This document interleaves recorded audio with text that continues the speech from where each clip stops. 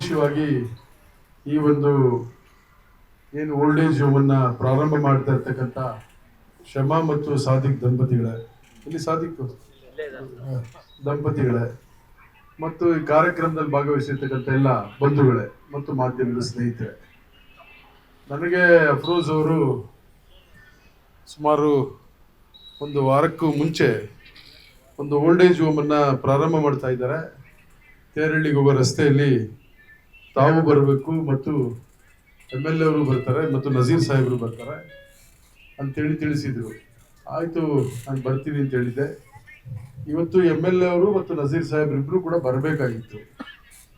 ಕೋಲಾರದಲ್ಲಿ ನೂತನವಾಗಿ ಆದಿತ್ಯ ಬಿರ್ಲಾ ಫ್ಯಾಷನ್ ಅವರ ಬ್ರಾಂಡೆಡ್ ಲಿನೆನ್ ಕ್ಲಬ್ ಮಳಿಗೆ ಪ್ರಾರಂಭವಾಗಿದ್ದು, ಉತ್ತಮ ಗುಣಮಟ್ಟದ ಬಟ್ಟೆಗಳ ಜೊತೆಗೆ ಫ್ಯಾಷನ್ ಡಿಸೈನರ್ ಹಾಗೂ ಟೈಲರ್ಗಳು ಸ್ಥಳದಲ್ಲೇ ಬಟ್ಟೆಯನ್ನ ಸ್ಟಿಚ್ ಮಾಡಿಕೊಡುತ್ತಾರೆ.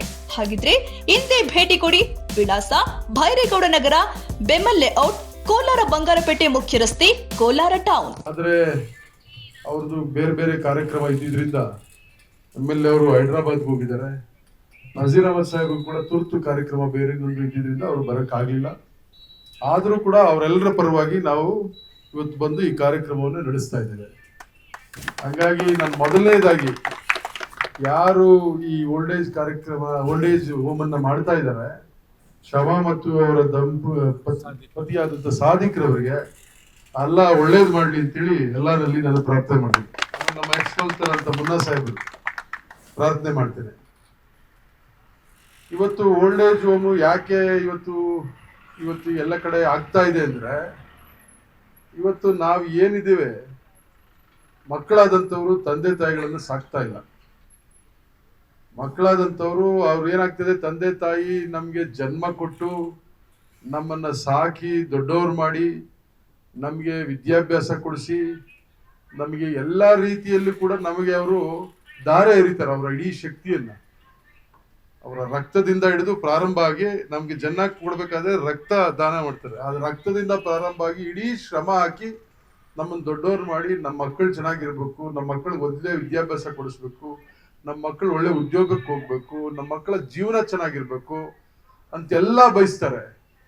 ಆದ್ರೆ ಎಲ್ಲಿ ಎಡವಟ್ಟಾಗ್ತಿದ್ರೆ, ನಮ್ಮ ಮನೆಗೆ ಮದುವೆ ಮಾಡ್ಕೊಂಡು ಬರ್ತೀವಲ್ಲ, ಅಲ್ಲಿ ಆ ಮದುವೆ ಮಾಡ್ಕೊಂಡು ಬಂದ ತಕ್ಷಣ ನಾವು ತಂದೆ ತಾಯಿಗಳನ್ನು ಮರ್ತು ಬಿಡ್ತೀವಿ.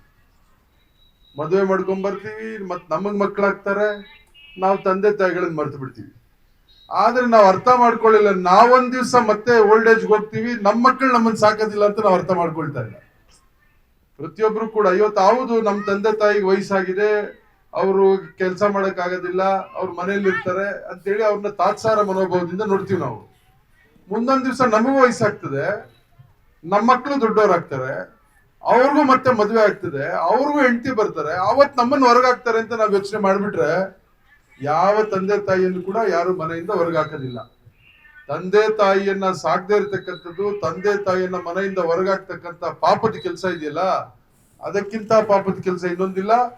ಯಾವ ಭಗವಂತ ಕೂಡ ಇದನ್ನು ಕ್ಷಮಿಸೋದಿಲ್ಲ.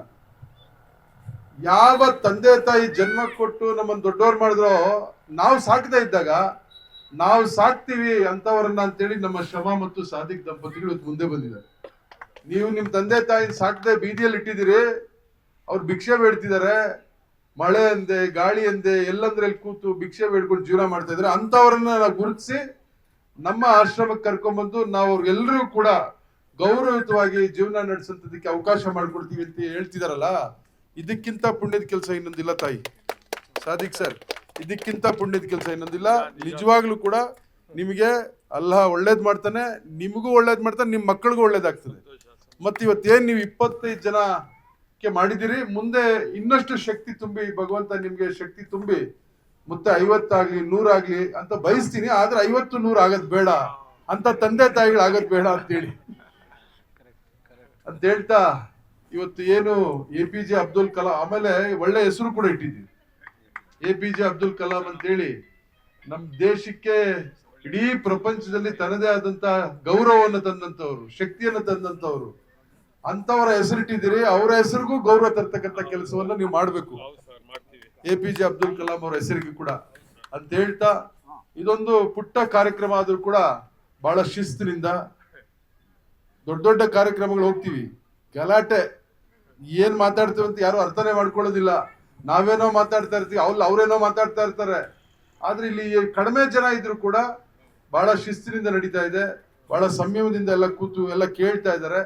ಹಂಗಾಗಿನೇ ನನಗೆ ಸ್ವಲ್ಪ ಮಾತಾಡ್ಬೇಕು ಅಂತ ಕೂಡ ಮನಸ್ಸು ಬಂದಿದ್ದು. ನಾನು ಆಕ್ಚುಲಿ ಅಲ್ಲಿಗೆ ಬಂದಾಗ ಏನು ಕಾರ್ಯಕ್ರಮ ಬೇಡ, ಸ್ಟೇಜು ಬೇಡ, ಮಾತಾಡೋದು ಬೇಡ, ಬಂದಿದ್ದೀವಿ ಒಳ್ಳೇದಾಗ್ಲಿ ಅಂತೇಳಿ ಅವ್ರಿಗೆ ವಿಶ್ ಮಾಡ್ಬಿಟ್ಟು ಹೊಟ್ಬಿಡೋಣ ಅಂತಿದ್ದೆ.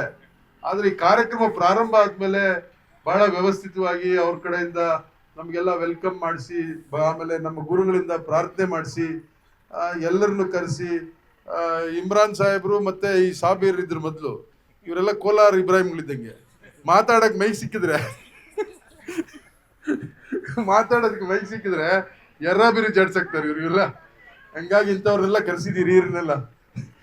ಅವಾಗ್ಲೇ ಹೇಳ್ತಾ ಇದ್ರು ಯಾರು ನಮ್ಮ ಇಮ್ರಾನ್ ಅವರು, ಅನಿಲ್ ಸಾಹೇಬ್ರು ಡಿಸ್ಟ್ರಿಕ್ಟ್ ಕಾಂಗ್ರೆಸ್ ಪ್ರೆಸಿಡೆಂಟ್ ಆಗಿದ್ರು, ಅಫ್ರೋಜ್ ಸಾಹೇಬ್ರು ಬ್ಲಾಕ್ ಕಾಂಗ್ರೆಸ್ ಪ್ರೆಸಿಡೆಂಟ್ ಆಗಿದ್ರು, ನಾನು ವೈಸ್ ಪ್ರೆಸಿಡೆಂಟ್ ಆಗಿದ್ದೆ ಅಂತೇಳಿ. ನಾವೆಲ್ಲ ಸ್ನೇಹಿತರು, ಬಹಳ ವರ್ಷಗಳಿಂದ, ಸುಮಾರು 20-25-30 ವರ್ಷಗಳಿಂದ ಸ್ನೇಹಿತರಾದಂಥವ್ರು.